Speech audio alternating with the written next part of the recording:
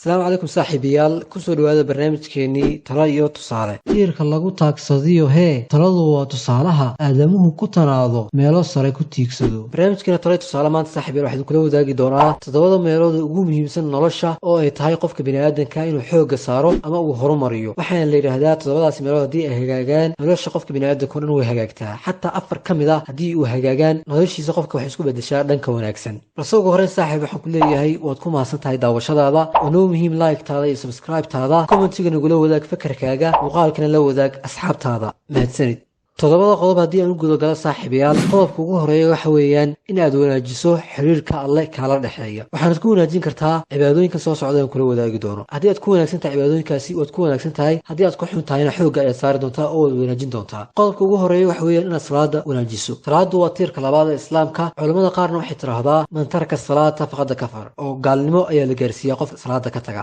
sidoo kale waa waxa addoonka iyo ilaahay isku xira ayuu yidhi nabigeena sallallahu calayhi wasallam nabiga ku salliya commentigeena kasoo bixiya sadaga nabigeena markaa wuxuuna yidhi waa waxa isku xiraayo addoonka iyo ilaahay addoonkana markaa ka dhigaysa mid ducadiisa laga aqbalo oo mar walbo yaa rabbi uu yidhaahdo la maqlo oo la dhegaysto ducadiisana laga aqbalo sidoo kale tanha cani ilfaxshaa'i walmunkar ayaa layidhi waxay la dagaalantaa ama ay kaa fogeynaysaa salaadu fuxshiga xumaatada iyo munkarka dembiyada waaweyn salaada haddii aad wanaajiso noloshaada oo dhan ayaa hagaagi doonta sidoo kale waxaad raacin kartaa salaada qur-aanka ilaahay inaad aqriso istikfaarta inaad badiso in maalinta ugu yaraan sadaqo ku shilan baa allah ka dhigaya in aad la baxdo waxyaabahaas oo dhan waxay noqonaysaa waxyaabo cibaadaada oo wanaagsan oo ilaahay kugu xiraayo qof wanaagsanna kaa dhigayo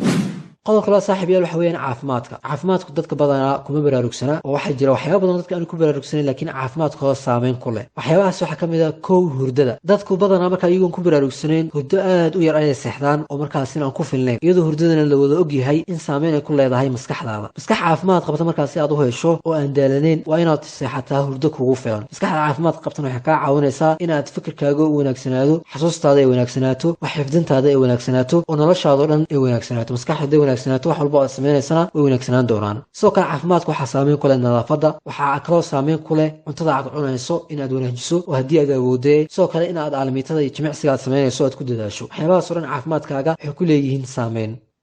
qodobka saddexaad waxa weeyaan saaxiibayaal aqoonta iyo xirfadda inaad ku dadaasho waayahan iminkaan nool nahay waayaha ugu muhiimsan ay tahay qofka inuu xirfadda ku dadaalo gaar ahaan xirfadaha online-ka looga shaqaysto laakiin waxaa jirta khaladaad badan oo dadka ay qalad fahmeen ama dhalintu ay qalad fahmeen oo ah tusaalahaan xirfadaha looga shaqaysto online sida e-commerce-ga affiliate marketing kuwa la midka ah dadku waxay moodaan in inta la iska galo lacag laga sameeyo laakiin ma aha waxyaabahaas oo dhan ama xirfadahaas oo dhan waxaa jirta xirfad aanay ka maarmeyn oo ay ku tiirsan yihiin xirfadaasi waxaa loo yaqaanaa digital marketing waa suuqgeynta online-ka ama suuqgeynta digitalka tusaalahaan e-commerce ganacsi haddaad leedahay haba yaraado hadduu doonee waxaa laga marmaana digital marketing inaad wax ka taqaano haddii aad affiliate marketing aad doonayso inaad ku shaqaysato waxaa wanaagsan inaad digital marketing aad wax ka taqaano waxyaabahan aad iibinayso dhan waxaa kaa iibsinayo dadkaas si aad u gaarto waxaa wanaagsan inaad digital marketing ka taqaano islamarkaana lacaga aad ku bixiso badanaa waxaa arkaysaa dadka iyagoo leh $0 ku bilow kadibna $1 ka sameeya waa been qodobkaasi keliya dadka inay kusoo jiitaan ayay rabaan fahan marka adu be smart fahan waxaana dadkan inay rabaan inay adiga kusoo jiitaan oo attentionkaaga ay kusoo jeediyaan waxa wanaagsan inaad taqaano digital marketingka isla markaana lacagna aad ku bixiso xayeysiimaha kala duwan sida facebooka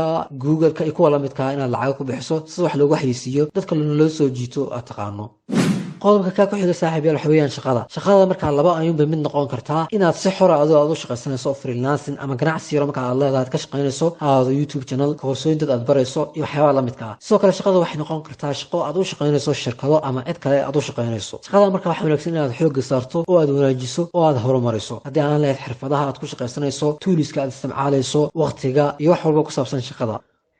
qodobka shanaad saaxiibayaal waxa weeyaan inaad taqaano sida loo maareeyo dhaqaalaha kusoo gala haba yaraadee sida loo maamulo dhaqaalahaas hadduu doono wax noqon karaa $1 oo nuscaha u qaadanaysa ay noqon kartaa ama nuscaha lagu siiyo yacni waxay doonta ay noqon kartaa marka waa muhiim inaad taqaano sida loo maareeyo dhaqaalaha qodobka lixaad saaxiibayaal waxa weeyaan inaad wanaajiso xiriirka faamiliga kaala dhexeeya faamiligaaga iyo guud ahaan qaraabada ku dhow waa muhiim inaad xiriirkooda wanaajiso rasuulka ayaanu nagula dardaarmay waxaa laga helaa cimri dherer iyo faa'iidooyin kalo badan marka inaad wanaajiso haddii xataa xaasle aad tahay ama xaas aad leedahay inaad xiriirka faamiligaaga iyo xaaskaaga iyo qoyskaaga aad wanaajiso waa qodob aad muhiim u ah qodobka toddobaad ee ugu dambeeya saaxiibayaal waxa weeyaan inaad wanaajiso xiriirka bulshada iyo sida bulshada ula hadlayso ama aad u dhexgelayso ama xiriirka aad la yeelanayso inaad wanaajiso. tusaale ahaan haddii aad tagto madal dad muhiim ah isugu yimaadeen, tusaale dad nolosha meel fiican ka gaaray, bulshadana meel fiican ugu jira, madal isugu yimaadeen haddii aad timaado, ugu yaraan waxaa loo baahan yahay dadkaas inaad xiriir la samayn karto oo isbaran kartaan. isbarashadiina hadhow waxa laga yaabaa inay kaa caawiso inaydan dhex maraan xiriir shaqo ama xiriir ganacsi ama inaad marka aad la hadlayso khibrad aad ka kororsato. marka bulshada si loola hadlo inaad barato xiriirka bulshada way wanaagsan tahay.